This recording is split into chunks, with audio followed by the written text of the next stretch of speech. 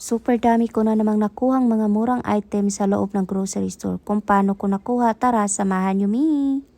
Hello mga Zay! Another day, another vlog na naman tayo. Gumurapels pala ako kasama itong aking Junakis dahil nabalitaan ko na ang mumura na naman ng mga item kaya wag na tayong patumpik-tumpik at mag-start na tayo. Char! Ang mga item pala na kukunin ko for today's video mga Zay is kasali doon sa kanilang buy 3, save $5 agad.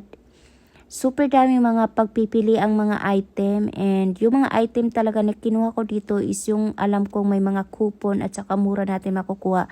Gaya na lang nitong ating mga shampoo and conditioner. Original price talaga nito is $5.49 pero makukuha na lang natin to siya na super mura. May coupon pala akong na ginamit dito na $3. Ipi-flex ko mamaya sa checkout. Pagkatapos naman yan, kumuha rin pala ako nitong ating mga toothpaste na Colgate. Yung price nito is from $5 to $6. Pero this time, naka-sale din siya for only $3.99. Yung kinuha ko dyan is yung Optic White and always kong chine-check talaga yung expiration date. And in fairness, 2026 pa siya ma-expire. So, talagang Gorapils tayo dito. And kumuha rin pala ako nitong ating mouthwash. May $3 din to siya na coupon. And nakasale siya for only $4.99.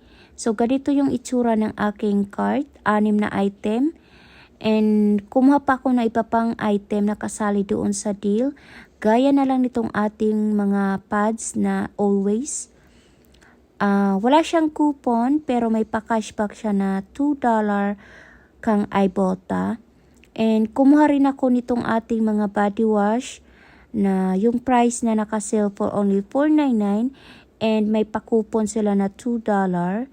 At kumuha rin ako nitong ating mga Axe na spray, $5.99 and tamang-tama dahil mayroon pa akong coupon na $7.50 na hindi ko siya nagamit. Kaya perfect timing, gagamitin natin this time.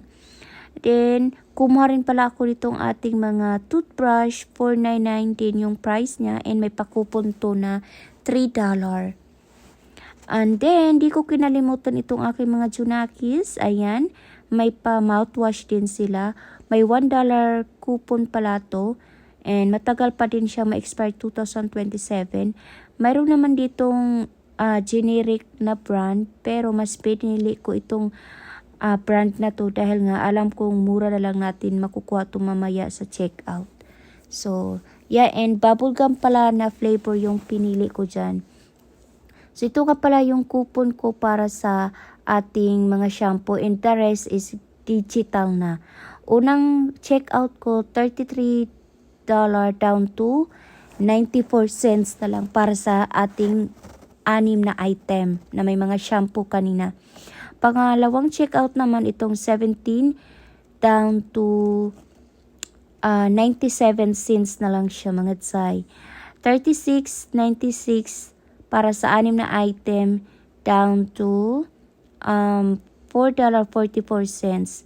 At dahil naka-perfect 10 tayo kanina, abay syempre back to reality tayo dito tayo sa grocery shopping na naman.